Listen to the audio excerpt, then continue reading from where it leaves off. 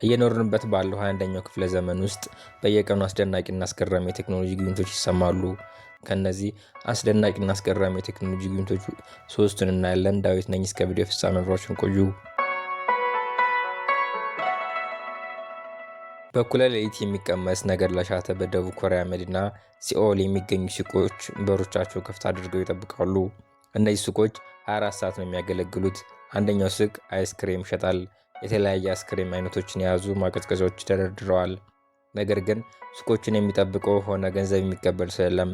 ሰዎች ወደ ሱቆች ገብተው የፈለጉትን ካነሱ በኋላ በታማኝነት ቴክኖሎጂ ተጠቅመው ከፍለው ይወጣሉ።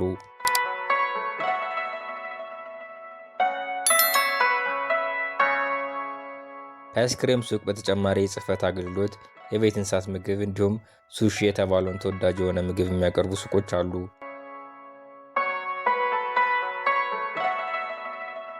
ሁሉም አንድ ሰራተኛ የላቸውም። ሸማቹ ያሻውን አንስቶ ከመውጣት በፊት በማሽን ይከፍላል። በተጨናነቀው የከተማው ክፍል ሰራተኛ የሌላቸው መሸታ ቤቶችም አሉ። እንዲህ ያለው መጠጥ ቤት ለማስተዳደር ከ12 እስከ 15 ሰው ያስፈልገኛል። ነገር ግን 2 ሰራተኛ ብቻ ነው ያለኝ ይላል ሲኦል 24 የተባለ መጠጥ ቤት ያለው ኪም ሱንግ። ኪም 24 ሰዓት የሚያገለግለው መጠጥ ቤት እንዳለ ሆኖ በጎን ሌላ ንግድ ያጧጥፋል። ከዚህ ቀደም እዚህ ገበያ ማዕከል ሌላ መጠጥ ቤት ነበረው። ነገር ግን ወጪና ገቢውን አለመጣጠን ሲል ነው ሰራተኛ አልባ ባር የከፈተው።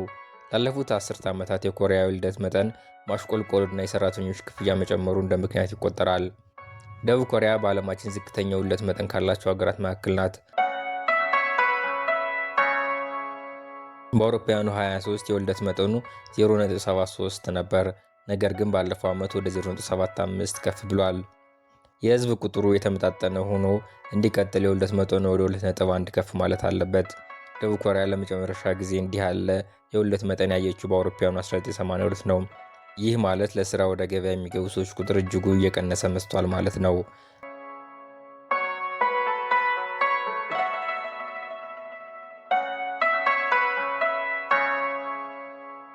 ከአውሮፓውያኑ 2000 ጀምሮ የደቡብ ኮሪያ ዝቅተኛ ክፍያ በየዓመቱ ጭማሪ አሳይቷል። እንደ ኪም ያሉ የንግድ ተቋማት ባለቤቶች ለሰራተኞቻቸው በሰዓት $7 ይከፍላሉ። እኔ ሰራተኛ አልባ ባር የከፈትኩት ዝቅተኛ ክፍያው በመጨመሩ ነው። ይህን መቋቋም የሚችለው በሁለት መንገድ ነው፣ በሮቦት አሊያም ሰራተኛ አልባ ሱቅ በመክፈት ይላል ኪም።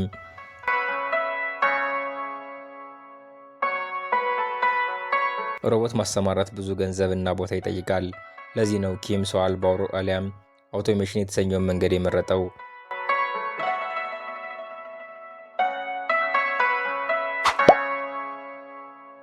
በኮቪድ ወረርሽኝ ወቅት ብዙ ሱቆች ሰው አልባ መሆን ጀመሩ።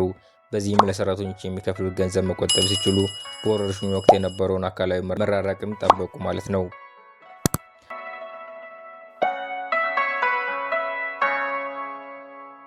አንዳንዶች እንደሚሉት አዲስ ትውልድ በተለምዶ ስሪዲ የተባሉን ስራ መስራት አይፈልግም። ይህ ስራ የሚያቆሽሽ፣ አደገኛ፣ ከባድና ብዙ የሚጠይቅ ነው ብሎ ያምናል።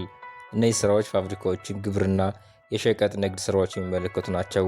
እነዚህ ስራዎች ተፈላጊነታቸው እየቀነሰ መስቷል። ወጣቱ ትውልድ ከተማ መኖር ነው የሚሻው። የራሱን ስራ መፍጠር እንጂ ተቀጣሪ ሆኖ መኖር አይፈልግም። አሊያም ደህና ደሞዝ የሚከፍል የቴክኖሎጂ ስራን ይመርጣል ይላሉ ቾ ጁንግሁን። ቾ የገዢው ፒፕልስ ፓርቲ አባል ሲሆኑ የትምህርት ቋሚ ኮሚቴ ውስጥም አሉበት። እኔ እንደ ሌሎች ህግ አውጪዎች አዲሱን ትውልድ መውቀስ አልፈልግም። የመረጠውን ነው የሚያደርገው። ቁጥሮች እንደሚያሳዩት በሚመጡት ዓመታት የሰው ኃይል እጥረት ይጠብቀናል። ከወዲሁ ውስን የሆነውን የሰው ኃይል በጥንቃቄ ማከፋፈል አለብን ይላሉ። የኮሪያ ምጣኔ ሀብታዊ ጥናት ማዕከል እንደሚለው በሚቀጥሉት 20 ዓመታት 43 በመቶ ስራዎችን በማሽን ይተካሉ። ኩን ሚንጃይ ብራውን የተባለው የሰው አልባ ሱቆች አስተዳዳሪ የሆነው ድርጅት ኃላፊ ነው። ኩባንያውን ያቋቋመው ኮቪድ ማብቃት ሲጀምር ገደማ ነው። ሰራተኛ አልባ የሆኑ የልብስ ማጠቢያ፣ አይስክሬም፣ ሸቀጣሸቀጥ፣ ካፌ እና ኤሌክትሮኒክስ ሲጋራ ሱቆችን እናስተዳድራለን።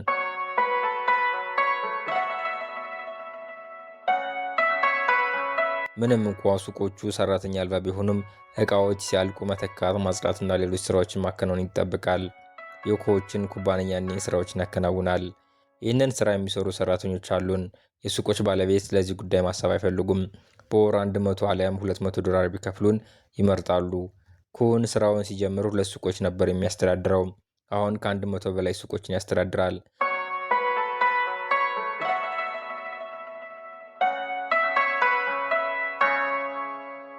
ደቡብ ኮሪያ በጣም ጥቂት የስርቆት ወንጀል ከሚፈጽሟቸው ሀገራት መካከል ናት። ለዚህ ነው ሰው አልባ ሱቆች ስኬታማ የሆኑት። አንዳንድ ሰዎች ሳይከፍሉ ረስተው ይወጣሉ፣ ነገር ግን በኋላ ደውሎ ይከፍሉኛል። ስለ ሌሎች ሱቆች ባላውቅም ወጣት ደንበኞች ዋሌታቸውን እና ስልካቸውን ጠረጴዛ ላይ ትተው ነው የሚንቀሳቀሱት ይላል ኪም። ነገር ግን በስርቆት ምክንያት ኪሳራ ሊመጣ እንደሚችል አይክድም። ቢሆንም ስርቆት የተለመደ ስላልሆነ የሚያሰጋ አይደለም።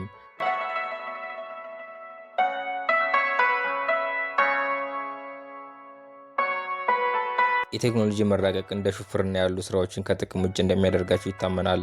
ደቡብ ኮሪያ ለረጅም ጊዜ ያቀደችውን የ2 በመቶ ምጣኔ ሀብት እድገት ለማስቀጠል በአውሮፓውያኑ 2032 ዓ.ም 890 ሺህ ተጨማሪ ሰው ኃይል ያስፈልጋታል። የሰራተኛ ማህበራትና ህግ አውጪዎች ይህ ቢያሰጋቸውም እንደ ኪም ያሉ ሰራተኛ አልባ ሱቆች ባለቤቶች ግን ይህ መልካም አጋጣሚ ነው ይላሉ።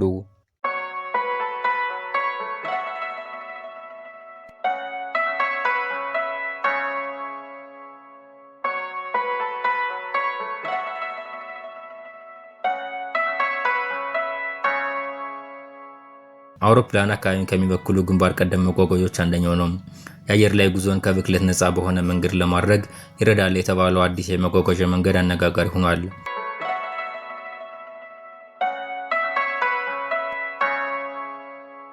አየር ላይ የሚንሳፈፍ ፊኛ ነው የሚመስለው። መጓጓዣው በእንግሊዝኛ ስሙ ኤርሺፕ የአየር ላይ መርከብ ይባላል። በአየር ተሞልቶ ሰማይ ላይ ይጓዛል። የተጓዦችና የጉዞ አስተናጋጆች መቀመጫ እንዲሁም ቁሳቁስ መጫኛ አብረውት ይንሳፈፋሉ። አውሮፕላን ዝነኛ ሳይሆን በፊት በ20ኛው ክፍለ ዘመን መባቻ ኤርሺፕ ታዋቂ ነበር።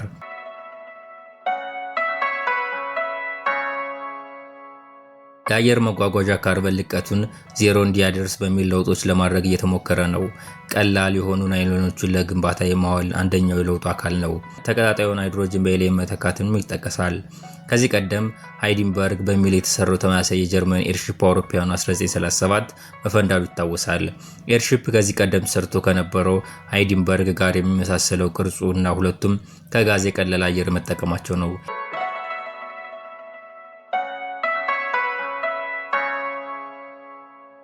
ኤርሺፕ በሰዓት የሚጓዘው ከ100 እስከ 300 ኪሎ ሜትር ነው። ይህንን ከጀት ጋር መነጻጸር አይቻልም። ኤርሺፕ እንደ መርከብ ወይም ቀላል ባቡር ያለ ነው። ፈጣን ባይሆንም ጉዞ ያዝናናል። አውሮፕላን ዝቅ ብሎ ነው የሚበሩት። ተጓዦች መስኮት ከፍተው መመልከት ይችላሉ። ለመጓዝ የሚወስደው ጉልበት አነስተኛ ሲሆን በኤሌክትሪክ ኃይል ሊጓዝም ይችላል። የሚያመነጩት በካይ ካርቦን ዜሮ ነው። የአቪዬሽን ባለሙያና ቦርግ ዩኒቨርሲቲ የሚሰራው ቶማስ ቴሰን አዳዲስ ፈጠራ መሞከራችን ጥሩ ነው፣ ዘላቂ ሆኖ የወደፊት ዓለም ለመፍጠር የተሻለ መንገድ ለመፈለግ አለብን ይላል። የሚታየኝ ጉልህ ጥቅሙ በአየር ላይ ለረጅም ሰዓት መቆየቱና ወደ ጎን መጓዙ ነው ሲልም ያክላል።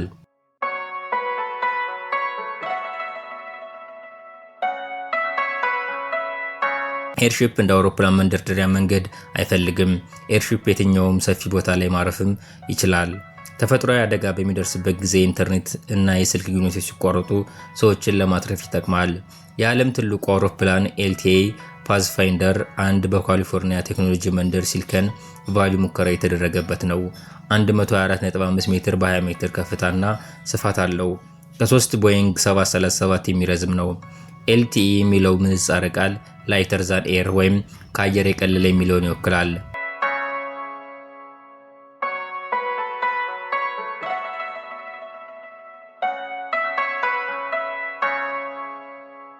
ወደ አቪዬሽን ገበያው እንደሚገቡ ከሚጠበቁ አንዱ ነው።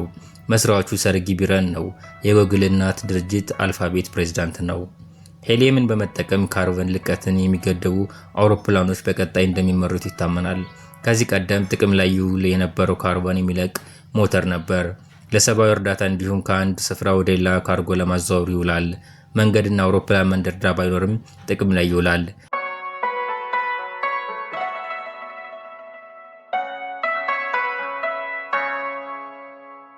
የፈረንሳዩ ድርጅት ፍላይንግ ዌልስ አካባቢ ላይ የሚደርሰውን ጉዳት ለመቀነስ የኤሌክትሪክ ሞተርን በማዳቀል አዳዲስ ፈጠራዎች እየሞከረ ነው።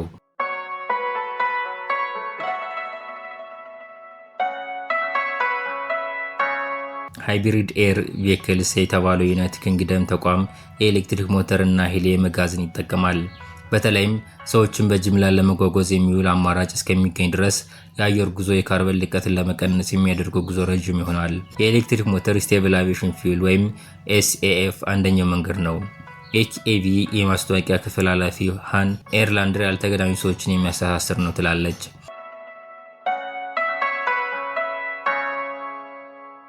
ኤርላንደር 10 በሂሊየም አማካኝነት በመጓዝ ግንባር ቀደሙ ነው። አውሮፕላን ማረፊያና ሰፊ መሰረተ ልማት አያስፈልግም። ለጥ ካለ ሜዳ ተነስቶ መብረር ይችላል። እርስ በርሳቸው ያልተገናኙ አካባቢዎችን ያስተሳስራል። ለምሳሌ በስኮትላንድ ያሉ ተራራማ አካባቢዎችን ማገናኘት ይችላል ስትል ታስረዳለች። ኤርላንደር 14 የኬሮሲን ሞተር አለው። 90 በመቶ የካርበን ልቀትን ይቀንሳል። በአውሮፓውያን 2030 ኤችኤቪ በሃይድሮጅን የተሞላን ከካርበን ልቀት ነፃ የሆኑ የኤሌክትሪክ ሞተር የተገጠመላቸው የአየር መጓጓዣዎችን እውን ያደርጋል። በሰዓት እስከ 130 ኪሎ ሜትር ይጓዛሉ። እስከ 90 ሰዎች ይጭናሉ። የተጓዦቹ አውሮፕላን በሰዓት 770 እስከ 930 ይጓዛል። ሆኖም ግን አካባቢን ይበክላል። ኤችኤቪ ባለፈው ዓመት ከስፔን አውሮፕላን ማረፊያን ኤር ኖስትሮም ጋር ስምምነት ተፈራርሟል። በስምምነቱ መሰረት ኤርላንደር እስከ 2028 ድረስ 20 መንገዶችን አውሮፕላን ይሰራል። የስፔን ተራራማ አካባቢዎችን ማዳረስ ዋነኛ እቅዳቸው ነው። በ4 ዓመታት ውስጥ የበረራ ፈቃድ ያገኛሉ ተብሎ ይጠበቃል።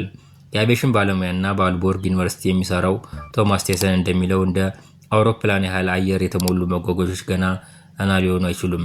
አውሮፕላንን የምንጠቀመው በዋነኝነት ፈጣን ስለሆነ ነው። ኤርሺፕ የሚጓዘው በመኪና ፍጥነት ነው። እንደ መርከብ ብለን ልንወስዳቸው እንችላለን። አውሮፕላን ሊተኩም አይችሉም ሲሉ ያስረዳል። መስኮት ከፍቶ መመልከት አስደሳች ጉዞ አካል እንደሚሆን ግን ሳይጠቅስ አላለፈም።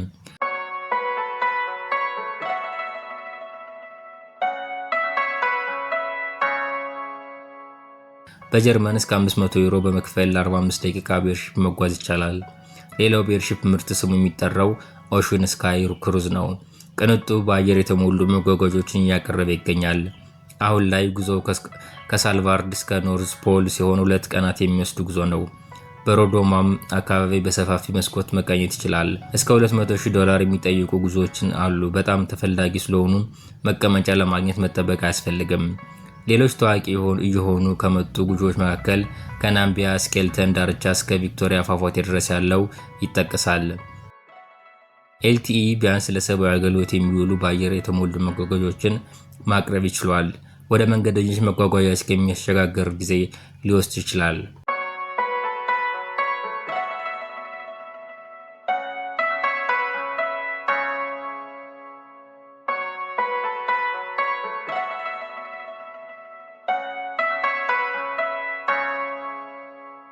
በሰው ተክለ ሰውነትና ባህሪ የሚሰሩ ሮቦቶች ሁማኖይድ ዝነኛ እየሆኑ መጥተዋል። ጂ1 ከእነዚህ አንዱ ሲሆን የተሰራው በቻይናው ተቋም ዩኒተሪ ነው። በጀርመን ሃኖቨር የሚገኘው ይህ ሁማኖይድ ሮቦት 130 ሴንቲሜትር ይረዝማል። ከሌሎች ሮቦቶች አንጻር ዋጋው ተመጣጣኝ ነው። የሰውነት እንቅስቃሴው ቀልጣፋነት በብዙዎች ዘንድ አድናቆት ተችሮታል። ይደንሳል፣ ማርሻራትም ይችላል።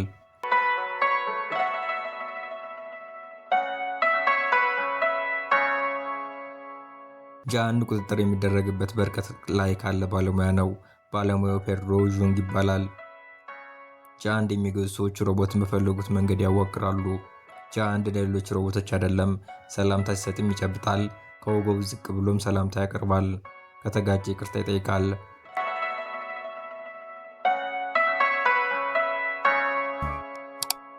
እንደ ዩኒታሪ ያሉ ብዙ ተቋማት ሁማኖይድ ሮቦቶች ይሰራሉ። ሁማኖይድ ሮቦቶች ከስራ እረፍት እና የደሞዝ ጭማሪ የማይጠይቁ ሰራተኞች ናቸው። ሁማኖይድ ሮቦቶች ገና ከፍተኛ የልቀት ደረጃ ላይ አልደረሱም ይሆናል። አሁንም በባለሙያዎች ቁጥጥር የተደረገባቸውን የሚንቀሳቀሱት ምግብ ቤት ውስጥና በሌላም ቦታ እንዲሰሩ ማድረግ ፈታኝ ይሆናል። ሁማኖይድ ሮቦቶች ጠንካራ መሆናቸው ጠቀሜታ ቢኖረውም ድንገት ሰዎች ላይ ቢወድቁ ጉዳት ሊያስከትሉም ይችላሉ።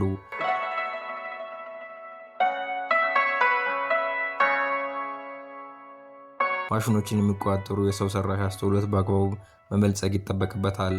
የዩኒታሪ ቃል አቀባይ የሰው ሰራሽ አስተውሎት ልዕቀት ገና የሚፈልገው ደረጃ አልደረሰም። ሮቦቶች ምክንያትን በተወሰነ ደረጃ ቢረዱም ገና ውስብስብ ሀሳብ መገንዘብ ላይ አልደረሱም ይላሉ።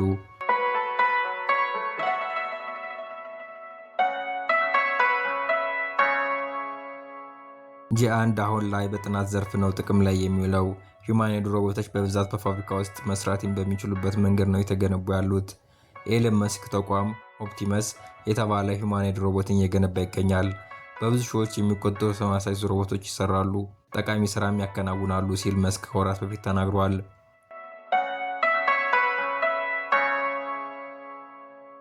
ከቴስላ መኪና አምራች ውጭ ሌሎች ተቋሞች ተመሳሳይ ሙከራ እያደረጉ ነው። BMW በአሜሪካ ፋብሪካዎች ሂዩማኖይድ ሮቦቶችን አስገብቷል። የደቡብ ኮሪያው ሃዩንዳይም በ10 ሺዎች የሚቆጠሩ ሂዩማኖይድ ሮቦቶችን ከቦስተን ዳይናሚክስ አዟል። የኤስአይቴክው መስራች ቶማስ አንደርሰን እንደሚለው 49 ተቋማት ሂዩማኖይድ ሮቦቶች እየገነቡ ነው። ሂዩማኖይድ ሮቦቶች እጅና እግር ያላቸው ሲሆን በጎማ የተሽከረከሩም የሚጓዙ ሂዩማኖይድ ሮቦቶች የሚሰሩ ተቋማት ደግሞ 100 ይደርሳሉ። የቻይና ተቋማት ገበያውን ይቆጣጠራሉ ብሎ ያምናል።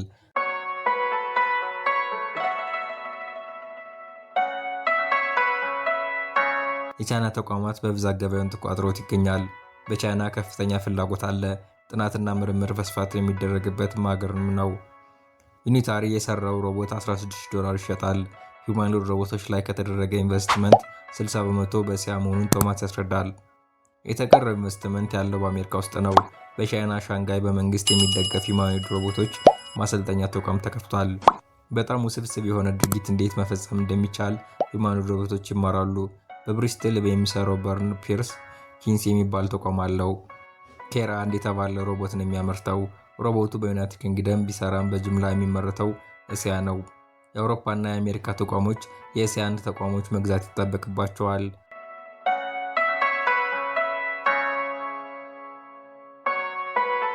ሞተር ወይም ባትሪ ብቻ ቢገዛ ሌላው ግብዓት ስለማይኖር ሁሉንም ጠቅልሎ መግዛት የግድ ይሆናል።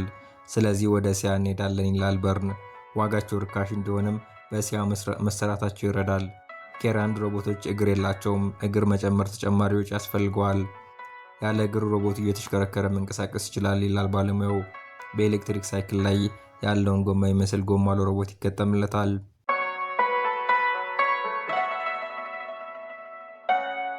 ሁለቱ ሂዩማኖይድ ሮቦቶች ተቋማት ፉክክር ውስጥ ናቸው። በሮቦቶች መካከል ያለው ልዩነት የሚወሰነው የትኛው ሮቦት አይነት ከሰዎች ጋር መስራት የሚያስችለው መተግበሪያ ተገጥሞለታል የሚለው ሲፈተሽ ነው። በቀላሉ አገልግሎት የሚሰጥ ሮቦት ነው የምንሰራው። የፋብሪካ ሰራተኛ በፎከስ ሰዓት ውስጥ እንዴት ሮቦትን መጠቀም እንደሚችል ይማራል ይላል በርን። ኬር 1 የሰዎችን ስራ በ20 ወይም 30 እጥፍ አሻሽሎ ይሰራል። ሮቦቶች ከፋብሪካ አገልግሎት ወጥተው በየቤታቸው የሚገቡበት ቀን እምብዛም እንደማይርቅ ባለሙያዎቹ ግምታቸውን ያስቀምጣሉ።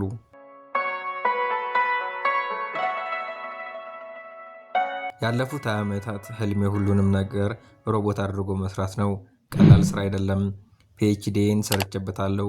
ከ10 ወይም 15 ዓመታት በኋላ ሮቦቶችን በየቤታችን ይገቡ ይሆናል ሲል በብሪስትል የሚሰራው በርን ይገልጻል።